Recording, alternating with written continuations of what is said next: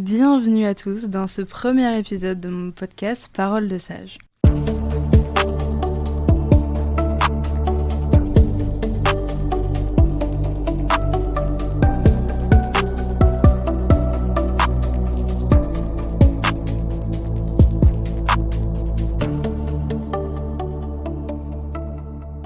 On se retrouvera tous les mois pour traiter de plein de sujets différents et qui font sens, surtout quand on veut être professeur, mais qui de manière générale, vous verrez, touchent tout le monde. On est là pour réfléchir sans forcément devoir trouver une réponse unique à une question précise. J'ai créé ce podcast justement pour ça. C'est parce que ça m'intrigue vraiment de voir à quel point les gens peuvent avoir une vision totalement différente par rapport à une même problématique. C'est ça qui m'intéresse. Et c'est pour ça d'ailleurs que je serai systématiquement, ou quasi systématiquement, accompagnée de 2 ou 3 invités par épisode. Ce podcast est créé avec l'aide de l'INSPE d'Angers, qui nous prête le matériel et nous donne accès aux locaux, alors vraiment, merci à eux. L'idée derrière ce podcast, c'est aussi de voir comment des sujets si basiques comme l'amitié, la musique ou encore le sport peuvent influencer notre futur métier, et comment toutes nos expériences du passé forgent ce qu'on sera demain. Et pour poser les bases de ce premier épisode, je voulais justement parler de ça, du métier de professeur. Prof, professeur, enseignant, mentor, appelez ça comme vous le voudrez, mais voilà. Je voulais voir ce qui motive les jeunes gens comme nous à être prof de nos jours. Et depuis quelques années surtout, le métier de professeur est souvent montré sous un jour plutôt négatif. Alors qu'est-ce qui nous pousse, nous, à choisir cette voie ? Pourquoi nous, on décide d'aller quand même vers toutes ces difficultés ? J'ai le plaisir d'être accompagnée de 2 de mes camarades de classe pour en discuter. Pour vous, auditeurs, essayez de vous contextualiser les choses. Nous sommes donc tous les 3 en Master MEF, donc en métier de l'enseignement, de l'éducation et de la formation, pour le cycle complet. Nous sommes en première année et en spécialité anglais. Aujourd'hui, on va essayer de comprendre ce qui nous motive, ce qui nous fait peur et ce qui rend ce métier si spécial. Donc déjà, bonjour à Elena et Théo, merci. Bonjour à vous. Bonjour à toi, Laurine. J'espère que ça va, vous n'êtes pas trop stressés d'être là. Non, ça va. Moi ça va aussi, ouais. Okay. Tranquille. Ok, je vais commencer par une question vraiment très très simple, la plus basique et ce qu'on entendra certainement pour les prochaines années, mais qu'est-ce qui vous a donné envie d'être professeur ? Est-ce qu'il y a, par exemple, je sais pas moi, un événement, un prof, un souvenir qui vous a marqué et qui vous a donné envie de devenir enseignant, ou est-ce que c'est quelque chose qui a toujours vraiment été là ou pas ? Par exemple, toi Théo, qu'est-ce que t'en penses ? Alors moi, ça a commencé très très jeune, j'ai toujours aimé ce côté vraiment de partage de culture et de connaissances, et j'ai vraiment découvert cette passion pour l'enseignement quand j'étais au collège avec mes profs d'anglais justement. On faisait des cours uniquement en îlot, et j'ai trouvé ça vraiment extraordinaire de pouvoir travailler en groupe. Je n'avais jamais connu ça, et je pense que le fait de travailler comme ça en groupe avec cette matière m'a complètement passionné pour l'anglais, mais aussi pour l'enseignement. Et avec mes années de lycée, de fac, et aussi mon année de césure que j'ai passée en Angleterre, où j'ai fait de l'assistanat, ça m'a donné encore plus envie d'être professeur. Et maintenant, je suis à l'INSPE et je suis plus qu'à 1 an et demi d'atteindre mon objectif. Est-ce que tu peux rappeler, pour ceux qui ne connaissent pas forcément, ce que c'est l'assistanat et en quoi ça consiste ? Alors l'assistanat, c'est une année de césure qui est offerte, qui est proposée avec l'Université d'Angers, et toutes les universités d'ailleurs. En gros, c'est un élève qui part dans un pays. Moi, par exemple, c'est l'Angleterre, mais ça peut être aussi plein d'autres pays, pas forcément anglophones. Et dans ce pays, l'élève va dans une école et va aider à faire les cours de français avec des professeurs. Par exemple, moi j'étais dans un espèce de collège-lycée et je donnais des cours de français à des élèves qui avaient entre 11 et 15 ans. Du coup, c'était surtout des petites activités, des activités de prononciation, d'écriture. C'était très très varié, c'était surtout ludique. Donc c'était vraiment une expérience unique. Et moi, j'ai adoré ça. Ouais, ça te met vraiment dans le bain, en fait, de ce que c'est d'être professeur au quotidien. C'est une belle introduction, je trouve. Ouais. Pour moi, c'était vraiment une belle intro. Ok. Et toi, Elena, comment t'envisages ton futur de professeur et comment ça t'est venu à l'idée d'être professeur, justement ? Pour le coup, c'est une histoire un peu différente. Je pars sur une autre perspective. Moi, j'aimais beaucoup l'anglais, surtout quand j'étais au collège, c'était ma matière préférée. Et après, je suis arrivée au lycée et en seconde, ma prof d'anglais était pas bien. Vraiment, les cours, ils se passaient c'était dur, elle avait pas d'autorité, c'était pas fun, etc. Et moi, dans ma tête, je me suis dit, mais cette prof, elle me gâche ma matière préférée, je veux pas que ça arrive après aux autres élèves dans le futur. Et du coup, là, je me suis dit, mais en fait, c'est moi qui va faire ce taf et qui va rendre ça fun, ludique, etc. pour les élèves. Et après, en première et terminale, j'ai eu mon prof surtout de spé, du coup à l'LCR, et mon prof de philo qui était incroyable. Et je me suis dit, mais en fait, je vais faire ça. Oui, donc toi, c'est vraiment plutôt le contre-exemple qui t'a poussé à vouloir devenir meilleur que ce que tu as eu, quoi. C'était ça. Ok, d'accord. Bah, c'est super intéressant justement de voir les perspectives totalement différentes de pourquoi on choisit ça. Moi, j'ai jamais voulu... j'ai voulu faire beaucoup de choses dans ma vie, mais professeur n'a jamais été l'une de ces choses. Et c'est vraiment au lycée, j'ai eu, comme toi, une prof, comme toi, Elena, une prof de philosophie qui a totalement changé ma vision des choses, et je me suis dit waouh, c'est vraiment ça que je veux faire. Je veux vraiment parce qu'elle arrivait dans la salle et elle posait un cadre dès le début, et en plus elle avait un tel charisme que ça enfin on était vraiment tous fascinés, et je suis pas là pour que mes élèves soient fascinés évidemment, mais j'ai vraiment vu qu'elle pouvait rendre une matière compliquée comme la philosophie en quelque chose de très très simple, et surtout que tout le monde a le droit à la parole, et vraiment à nous pousser à réfléchir, quoi. Et c'est ça que je trouve vraiment beau. Et j'ai pas eu la chance de faire de l'assistanat ou quelque chose dans le genre, mais je sais que l'entrée en master, je sais pas pour vous, mais moi l'entrée en master me conforte tous les jours dans mon souhait d'être professeur. Donc ça c'est vraiment cool. Donc si je comprends bien, du coup, Théo, t'as pas toujours voulu être professeur, mais un petit peu quand même. Oui. C'était vraiment un souhait depuis le collège quand même, donc ça remonte. C'est un peu comme une construction. Au début, c'était une espèce d'idée, puis après c'est devenu une espèce d'intérêt, et après c'est vraiment devenu une obsession. Il y avait que ça, c'est le but, la finalité pour moi. Donc tu te verrais pas faire autre chose que ça. Après, on est jeune, on a le début de la vingtaine, on ne sait pas encore ce qu'on va faire, on a encore pratiquement rien découvert de la vie. Du coup, moi, je me garde les portes ouvertes, mais peut-être que je ferai ça toute ma vie, peut-être que je ferai ça à 10 ans. J'en ai aucune idée. Ok. Est-ce que vous considérez que c'est vraiment un métier passion, comme on peut l'entendre? Parce que c'est vrai qu'il y a beaucoup de difficultés, on travaille beaucoup, on travaillera en tout cas beaucoup plus d'heures que ce qu'on peut penser. Et non, les vacances, ce ne sont pas forcément des vacances où les profs ne font rien. Pour détruire un peu les clichés, mais du coup, est-ce que vous pensez vraiment que c'est un métier passion, un métier qui... alors oui, je pense que c'est un métier qu'il faut faire avec le cœur, évidemment, comme tout métier, mais est-ce que vous avez vraiment cette notion de métier passion? Alors moi, pour le coup, oui. Je sais pas ce que tu en penses, Elena. Mais... Pareil.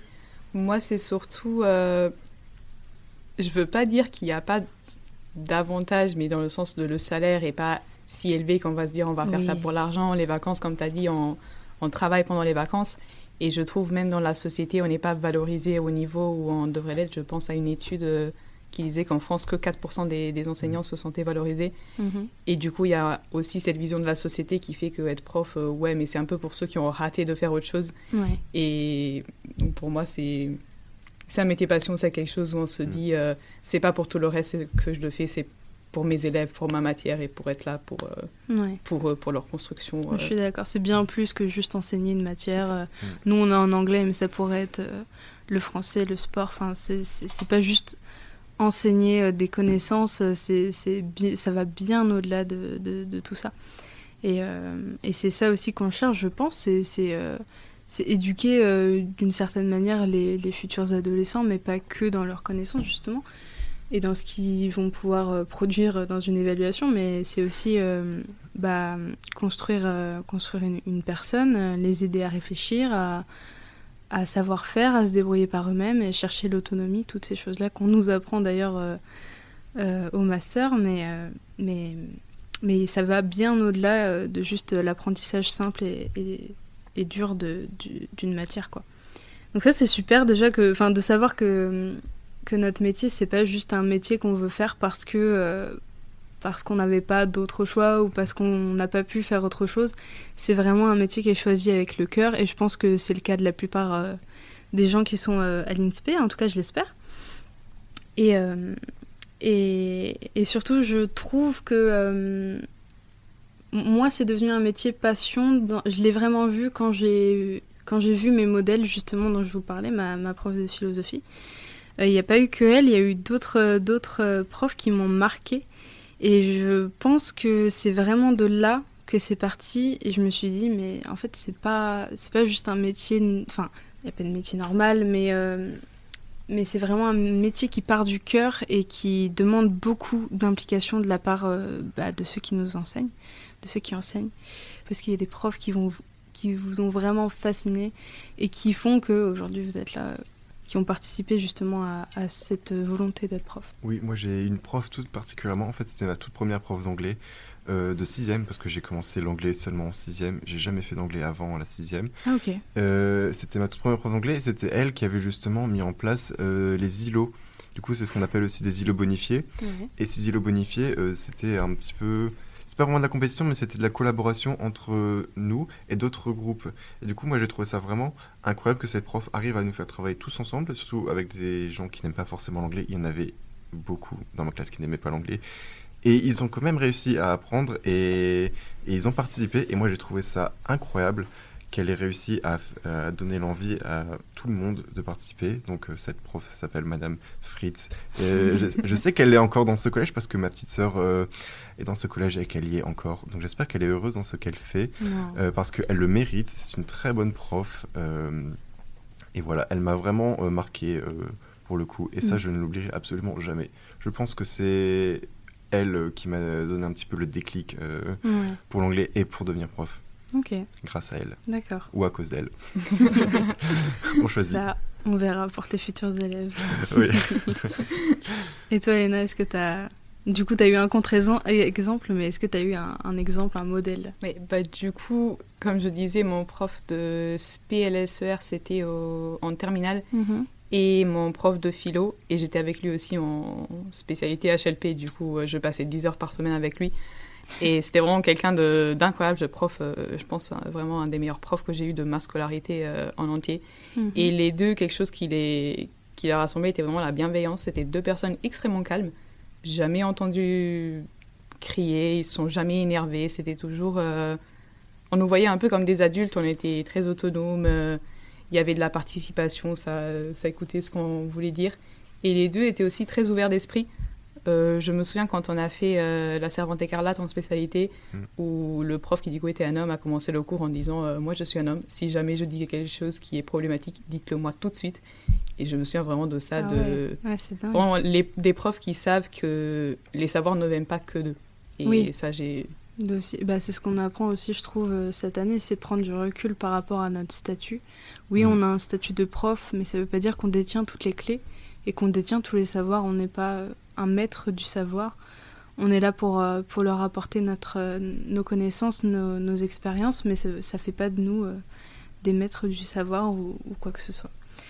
Donc ouais. Mais je pense que ce qui rassemble un peu nos profs modèles, c'est justement peut-être le fait qu'ils soient différents des autres profs, qu'ils arrivent à motiver des élèves qui, comme tu disais Théo, ne sont pas forcément motivés, surtout quand c'est des langues. C'est très compliqué d'être motivé en langue quand on est au collège. Nous, en tant que futurs profs d'anglais, on le saura assez vite, je pense. Mais voilà, c'est compliqué de motiver toute une troupe d'élèves à 14 ou 15 ans, quoi. Et même au lycée. Même si je pense qu'au lycée, ils sont un petit peu plus motivés, étant donné qu'il y a le bac derrière, mais ça veut rien dire. Enfin, c'est très compliqué de motiver des élèves à parler anglais et à parler tout court. Et je trouve, de plus en plus, c'est compliqué de les motiver à parler, en fait, tout simplement. Je trouve que, comme tu disais, Elena, on n'est pas assez représenté et valorisé dans la société française, du moins. Parce que là, on va parler de la France, mais sur d'autres pays, c'est bien différent, bien sûr. Mais est-ce que... alors bien sûr, ça part des idées reçues sur le métier, des a priori qu'on a des profs. On les connaît, voilà.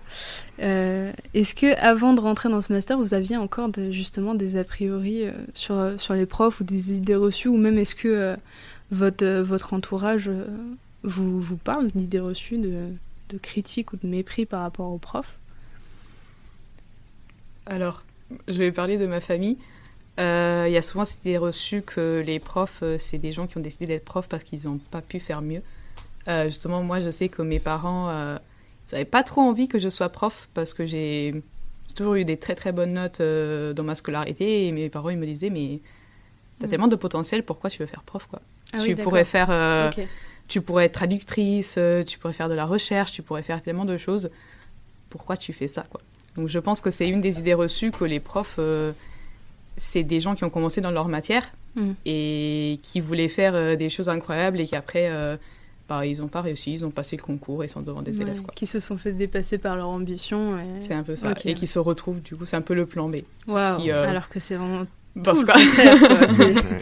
Ok, d'accord. J'ai jamais entendu ce genre d'idée reçue, tu vois, sur les profs. Qu'on est des incompétents, oui, mais pas que c'était parce qu'on n'arrivait pas à faire autre chose pour le coup.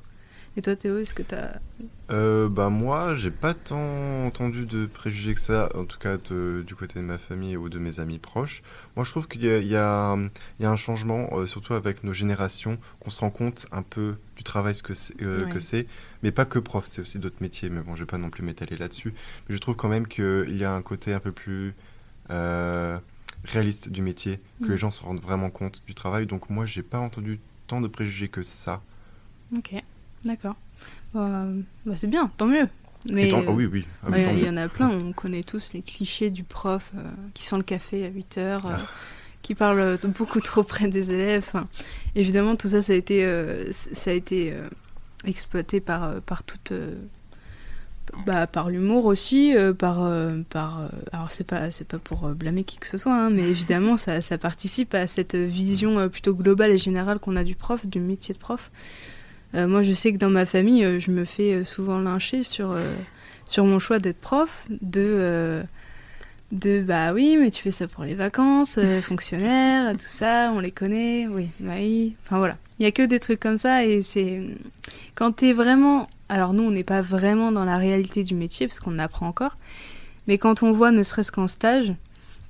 Non, c'est pas vrai. Enfin, non, pas du tout. Je fais pas ça pour les vacances et tu te rends vraiment compte quand t'es sur le terrain que bah non, c'est pas juste préparer des copies, interroger 2-3 élèves, c'est pas juste boire du café et parler en salle des profs. Il y a bien plus que ça et c'est aussi le but un peu de ce podcast, c'est de détruire un peu les a priori qu'on peut avoir. Même si, comme tu dis Théo, avec les futures générations, je trouve qu'on est beaucoup plus conciliant et beaucoup plus ouvert à la réflexion et aussi qu'on se rend compte de la réalité des choses, que chaque métier a son lot de difficultés. Alors oui, ça a des avantages d'être prof, mais ça n'a pas que des avantages. Mais on a choisi ce métier aussi pour ça, bien sûr, pour tout ce que ça englobe. Tiens, si vous deviez décrire votre futur métier en un mot, lequel serait-il, Théo ? En un mot, ah oui, c'est pas beaucoup, un mot. Ou quelques mots. Quelques mots, qu'est-ce que je pourrais dire ? Déjà, passion, ça c'est, on le dit et le redit, mais c'est la passion, je pense que c'est le mot-clé dans notre métier. Et partage. Okay. Moi, c'est aussi très important. Pour moi, être prof, c'est surtout partager des connaissances, mais pas que des connaissances du cours, mais aussi des connaissances sur la vie en général, parce que l'école, pour moi, ne se limite pas simplement à l'école. Il faut être ouvert. Il faut avoir une vision du monde ouverte. Et moi, je trouve que c'est très important. Et je trouve qu'on ne parle pas de ça assez à l'école. Ok, d'accord. Et qu'est-ce que tu penses qui serait justement important pour qu'on ouvre un peu notre vision de ce que c'est être prof aujourd'hui, Alors, de tout ce que tu viens de dire. Je parle en connaissance de cause, ça serait de faire des échanges avec d'autres pays. Moi, j'ai fait 2 Erasmus et ça m'a changé la vie. Je ne vois plus le monde du même œil qu'il y a quelques années. J'ai passé 6 mois en Italie et 6 mois en Grèce et je peux dire que la vie peut être tellement différente d'un pays à l'autre et la mentalité des gens que j'ai rencontrés, les nationalités que j'ai rencontrées, c'est vraiment enrichissant. Et moi, je trouve que ça serait encore plus enrichissant que des jeunes qui n'ont jamais voyagé, ou alors qui ont très peu voyagé, ou alors qui n'ont voyagé qui ne sont restés qu'en France, aillent dans d'autres pays et découvrent ces cultures, ces gens, ces coutumes. Ok. Ça n'a pas de prix. Oui. De voir comment ça peut se passer ailleurs et pas rester... Enfin, après, c'est très compliqué de voyager, d'autant plus aujourd'hui. Même si on pourrait croire que c'est plus facile, au final, ça ne l'est pas tant que ça, parce que bon, les moyens ne nous permettent pas forcément de partir. Mais tu as raison, c'est super important d'avoir cet enrichissement culturel, de voir à quel point ça peut être différent dans certaines cultures, les coutumes, les habitudes. Enfin, voilà, c'est vraiment super intéressant de voir tout ça. Et je suis d'accord avec toi, ça devrait être... on devrait s'ouvrir encore plus au monde et plus aux différences, en fait, plus qu'aux ressemblances. Ouais, t'as raison. Et toi, Elena, s'il y a un mot qui devrait définir ton futur métier? Alors, je vais partir un peu plus space. Moi, j'ai un peu l'image dans ma tête d'un manège de fête foraine. Ah, d'accord. Dans le sens que c'est mouvementé, c'est jamais vraiment la même chose. Parfois, ça descend, parfois, ça monte. Il y a de l'énergie, ça tourne de tous les côtés. Et c'est surtout parce qu'une classe de langue, ça doit être vivant, quoi. Ça doit bouger. Il doit y avoir du dynamisme. S'il y a du bruit, au final, c'est pas très grave. Ça bouge, ça fait des choses différentes à chaque fois, etc. Donc, c'est un peu comme ça, personnellement, que je vois le métier. Après, je rejoins tout à fait sur l'aspect... ouvrir au monde, rencontrer des choses et les différences. Et je trouve que justement, en étant prof d'anglais, avec la liberté pédagogique qu'on a de choisir les sujets, etc., un peu mon sujet de mémoire, donc voilà. Mais on est vraiment dans une bonne position pour pouvoir faire ça par rapport à des matières où il y a un programme très strict à respecter. Ok. Et toi, qu'est-ce que tu penses qu'il devrait être fait pour qu'on perçoive un peu le métier de prof différemment que certains clichés, que certains a priori? Je pense justement ce qu'on fait là, donner la parole aux profs, en fait. Parce que souvent, je trouve les profs, ils sont représentés, si c'est à la télé, dans des émissions, etc., ça va être pendant la grève. Donc on va nous voir comme des gens qui sont toujours énervés, qui se plaignent toujours. Ou ça va être dans des films, et là, ça va vraiment être le prof de rêve. Et du coup, il y a ces deux représentations très différentes de l'exemple, mais c'est 1 sur 1 million, et le prof de base. Et du coup, je pense que donner plus la parole aux profs du quotidien, vraiment à tout le monde, ça pourrait ouvrir un peu les esprits sur ce que c'est vraiment d'être prof et... voilà. Mais il y a aussi ça, tu touches un point, la représentation qu'on a des profs dans les films où, par exemple, je pense à The Dead Poets Society, je crois. Il y a eu d'autres films, si vous avez des noms. Enfin, voilà.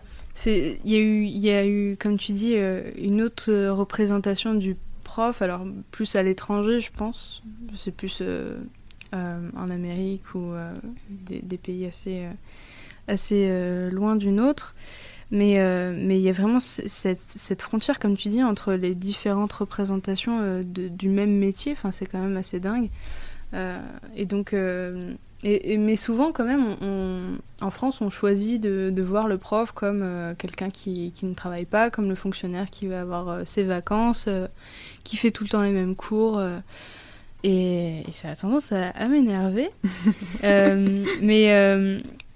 Mais alors qu'en fait, on rencontre tellement de difficultés au quotidien, et je pense que, comme tout métier, bien sûr, il faut vraiment être sur le terrain pour se rendre compte des difficultés que les profs rencontrent au quotidien.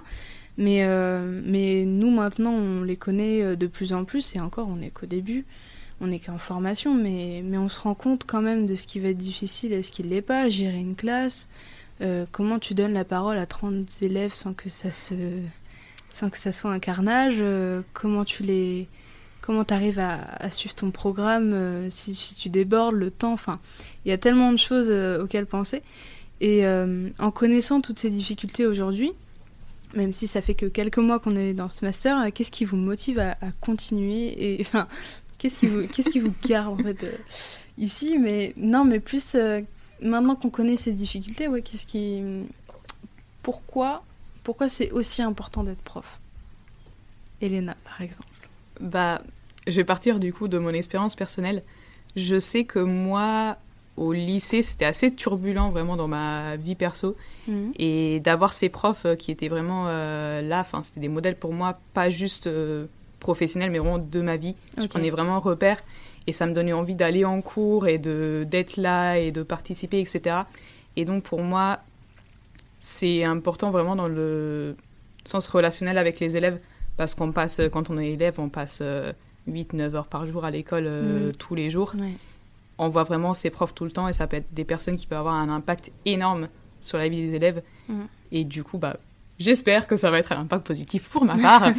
Donc c'est vraiment ça un peu qui me motive, malgré tous les inconvénients, si on peut dire ça comme ça, de vraiment me dire que je sers à quelque chose et que les élèves, ils vont... la peine, ouais, voilà. Ok. Et toi, Théo ? En fait, je pense qu'Elena a à peu près dit ce que j'avais envie de dire parce que non, mais c'est vrai, j'ai l'impression que vu qu'on passe tellement de temps avec les élèves, que c'est important d'établir une espèce de relation de confiance, qu'ils se sentent bien, parce que je sais qu'il y a des profs que j'ai connus dans ma vie qui n'avaient pas cette notion-là et je trouve ça dommage qu'ils n'avaient pas ça. Et je pense que c'est aussi un petit peu notre génération qui est comme ça. De vouloir agir en pensant aux élèves.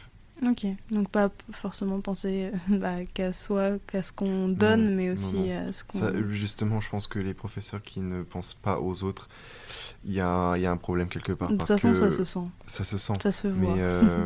Mais des professeurs qui ne pensent qu'à eux, ils n'ont pas compris l'importance du métier parce que c'est justement le but de partager et de comprendre les élèves. Ouais, je suis totalement d'accord avec toi. C'est pas juste un métier où on est devant un bureau, derrière un bureau et on dit faites tel exercice. Non, ça va bien plus loin que ça. Et comme tu dis, c'est important de donner beaucoup. Encore une fois, je me répète, mais ça va au-delà de donner accès à des connaissances ou à des compétences. C'est vraiment aussi leur apprendre comment ça se passe de l'autre côté. Eux, ils ont toujours été en classe et par exemple, pour des lycéens, moi, je sais que personnellement, je préférerais être prof au lycée, de savoir que quelque chose les attend derrière, peu importe leur choix professionnel qu'ils sont en train de choisir d'ailleurs. On leur apprend aussi ce qui se passe derrière, on leur apprend à se débrouiller tout seul, on leur apprend l'autonomie, on leur apprend pas à remplir un formulaire de bourse, mais quand même, on leur apprend à développer des savoirs qui vont au-delà juste de l'anglais et des verbes irréguliers. Voilà. Donc, moi, je trouve ça magnifique que, comme tu dis, nos générations, elles ont une autre perception du métier et de ce que c'est d'être prof aujourd'hui. Et nous, d'autant plus, on s'en rend compte, mais je pense que les gens autour de nous ne se rendent pas forcément compte de ce que ça peut représenter, notamment ceux qui sont encore, on va dire, dans les de l'ancienne école ou d'autres générations, comme nos parents, nos grands-parents. Ils ont pas du tout eu la même scolarisation déjà que nous, donc ils peuvent moins se rendre compte de ce que c'est aujourd'hui l'école, parce qu'ils ne la vivent pas, tout simplement. Et ça peut... Je pense que c'est aussi une des raisons qui peuvent amener à penser que juste être prof, c'est ne rien faire, quoi. C'est pas un métier si important, alors que ça en vaut vraiment la peine, et alors que sans prof, au final, il n'y a pas grand-chose qui se passe. Et voilà, ça m'amène à cette petite dernière question. Qu'est-ce que les gens pensent de votre choix autour de vous ? Elena, je te laisserai commencer parce que tu en as un peu parlé tout à l'heure. Mais oui, qu'est-ce que les gens autour de toi, que ce soit tes amis, ta famille, qu'est-ce qu'ils pensent de ton choix de carrière ? Je pense que mes parents... Maintenant, ça va, ils ont accepté, je pense qu'ils ont toujours ce petit espoir que je vais partir en recherche et que je vais publier des bouquins. Mais je pense qu'ils ont accepté et je pense qu'en général, dans mon entourage, alors, je ne vais pas me vanter toute seule, mais voilà, qu'ils voient que c'est quelque chose que j'arrive à faire parce que souvent j'ai fait de l'aide aux devoirs ou même dans la famille, j'ai aidé mon frère. Je me souviens une fois, il devait passer le bac de philo et son prof de philo, c'était pas clair ce qu'il expliquait, etc. Et en 3 heures, on a refait le programme ensemble et il a eu la moyenne. Ah oui. Et du coup, je pense que mes parents ils se sont dit, mais en fait, pas qu'elle est faite pour ça, mais elle sait y faire. Elle sait y faire et ça marche bien pour elle, etc. Et après, mes amis comprennent mon choix de vouloir faire quelque chose du social, quoi. Quelque chose qui... Oui. Voilà. Ok. Et toi, Théo? Voilà.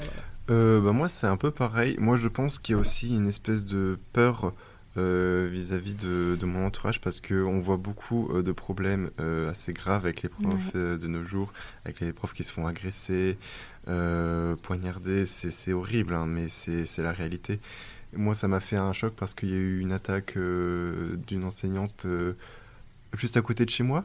Donc ça m'a fait peur. On se dit toujours que c'est loin, que ça arrive que dans des campagnes perdues.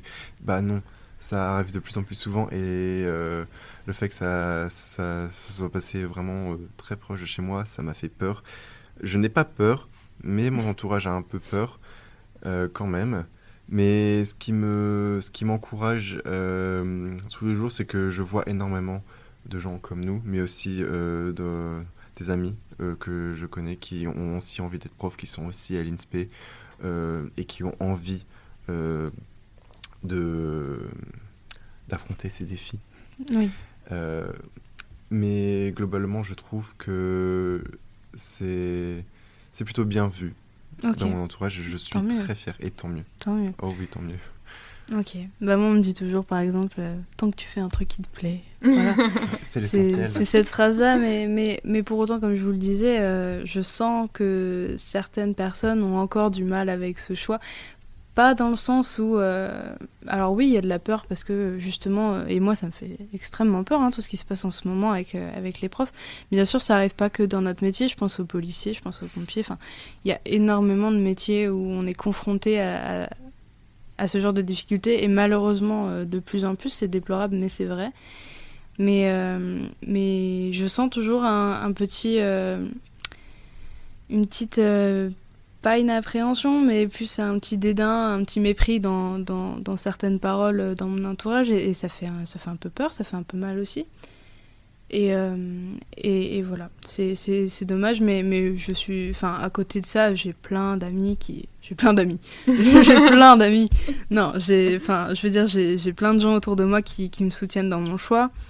Et bon, après, c'est pas un choix de fou, hein, mais c'est quand même un choix de vouloir être prof aujourd'hui parce que tout ça, parce qu'on pourrait penser que pourquoi être prof aujourd'hui avec tout ce qui se passe, enfin voilà, d'ailleurs je crois qu'on m'a dit ça une fois, mais pourquoi tu veux être prof avec tout ce qui se passe, tu te rends pas compte, autour de toi ils se font agresser maintenant et tout. Bon, ok, d'accord, oui, mais il y a pas que ça, et je pense que en fait derrière ça en vaut la peine. C'est que en fait c'est un métier passion, on le fait, enfin moi je pourrais le faire, comment on sait que c'est un métier passion? Est-ce que vous pourriez le faire si vous étiez pas payé? Et la réponse est oui. Alors oui, c'est un peu ce qui se passe, mais c'est ça le but d'un métier passion, c'est de le faire avant tout avec le cœur et pas qu'avec le cerveau. Et comment vous vivez cette image négative aujourd'hui de toutes ces représentations du prof, que ce soit des représentations, je veux dire des risques que ça apporte, par exemple les agressions de plus en plus fréquentes. Je pensais aussi à toute cette image négative dont on a parlé du prof fonctionnaire qui est en vacances toute l'année, enfin la moitié de l'année. Comment vous vivez cette image du prof? Moi personnellement, je m'en fiche de ce qu'on dit, vraiment. Moi j'y vais pour moi, oui. Pour les élèves. Donc ce que les gens peuvent dire des profs, les a priori, moi je m'en fiche. C'est gentil, voilà, parce que je ne peux pas dire tout ce que je veux, c'est bien dommage, mais voilà, vous avez l'idée, je m'en fiche. Ah, tu peux dire tout ce que tu veux, mais tu ne peux pas jurer. Je ne vais pas jurer, non, je reste professionnel, attention, on est des futurs profs, il faut qu'on fasse gaffe à ce qu'on dise.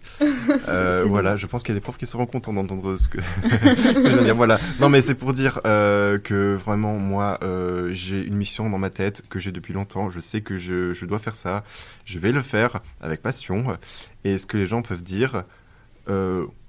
toute façon, les gens qui disent ça, je les verrai jamais, donc voilà. C'est comme les commentaires sur les réseaux sociaux, ils sont là, mais bon, au bout de 5 minutes... trop de commentaires sur les réseaux sociaux, Au bout de 5 minutes, de toute façon, on oublie, donc bon. Bah, c'est admirable, c'est beau. C'est beau Merci. de vouloir toujours y aller avec passion et avec le cœur, et c'est trop bien. Et toi, Elena, c'est pareil? Je pense que ma réponse a deux côtés. Sur le côté, le prof, c'est un peu justement quelqu'un d'un peu feignant qui fait pas grand-chose. En fait, forcément, je suis pas d'accord avec cette idée, mais d'un côté, je la comprends parce que tout le monde a eu des profs déjà. Oui. Quand on a tous été à l'école, donc il y a beaucoup de représentations et on a tous eu ce prof qui changeait pas ses cours justement, qui était pas voilà. Et donc je comprends que ça soit quelque chose qui perdure dans l'imaginaire des gens, mais justement comme Théo l'a dit, je m'en fiche aussi. Et justement mon but c'est de changer ça. Et après en ce qui concerne tout ce qui est niveau un peu plus danger, agression, etc. Là j'ai envie de dire que quand les gens ils disent que c'est un danger d'être prof, c'est un peu en danger. C'est un reflet de la société, des problèmes que la société elle vit en tant que telle et pas que de l'école. Et pour moi, du coup, ça pose des questions plus larges et je m'y inquiète d'un côté plus large plutôt que juste mon métier. Surtout que moi, je voudrais bien aller en tout ce qui est établissement REP, REP+. Donc, ah oui voilà. C'est ok. D'accord. Et pourquoi, si je peux me justement, le social, parce que je me dis, il y a des endroits... Il y a des bons profs parce que c'est des endroits, des belles villes, etc. Les gens, ils veulent y aller. Il y a d'autres côtés où il n'y a pas d'attractivité, souvent dans les collèges REP, etc. On y va pendant 1 an et on part. Il y a vraiment ce renouvellement de profs tout le temps. Les élèves, ils n'ont pas de stabilité. Oui. Et moi, il y a vraiment ce côté, j'ai envie d'aider... et d'être encore plus utile d'aller pour des gens qui ont d'aller besoin, dans les endroits qui sont pas forcément, qui donnent pas forcément au premier abord. Mais... Et après, je vais pas mentir aussi, il y a des avantages. Les classes sont plus petites. Parfois, il y a du budget pour des projets qu'il n'y aurait pas ailleurs. Oui, c'est vrai. J'ai justement mon copain connaît quelqu'un qui est prof en REP+, et elle dit moi je pourrais pas. Maintenant que j'ai vécu ça, je pourrais pas aller autre part. C'est tellement enrichissant et je peux faire tellement de choses que je pourrais pas faire ailleurs que vraiment j'aime ça. Ouais. C'est pas un truc qu'on entend tous les jours de vouloir aller en REP+, parce que pour rappeler du coup REP+, c'est les collèges défavorisés, les zones les plus compliquées, donc c'est pas pour catégoriser, mais la plupart du temps ça se trouve par exemple en région parisienne, toutes ces zones là. Donc c'est hyper intéressant. Je crois que tu es la première personne que j'entends vouloir aller en REP+. Bah écoute, c'est super. Et justement, c'est trop bien d'avoir ces différents points de vue. Donc voilà, je pense qu'on a un peu fait le tour de la question sur tout ça, sur cette image de prof aujourd'hui. L'idée, c'était peut-être un peu redondant pour ce premier épisode, mais l'idée, c'était vraiment d'avoir plusieurs visions du même métier et de voir ce qui nous a amené là et qu'est-ce qu'on veut en faire, qu'est-ce qu'on veut faire de tout ça, de cette formation, des expériences qu'on a eues par le passé, que ce soit en tant qu'élève d'ailleurs ou en tant que... Enfin, du côté professeur. Et voilà. Et je voulais vraiment avoir cette différence de point de vue. Et je sais que j'ai invité les bonnes personnes pour répondre à tout ça. Donc, merci beaucoup d'avoir participé. C'est très sympa. C'est vrai ? Ah oui. Pour un premier épisode, ça va ? Parfait. C'est parfait. super. Nickel. En tout cas, merci beaucoup. Je sais pas quoi dire d'autre. C'était vraiment super. Et j'ai hâte de faire plein d'autres épisodes pour vous émerveiller. On a hâte de les entendre. Oh, merci. Merci beaucoup.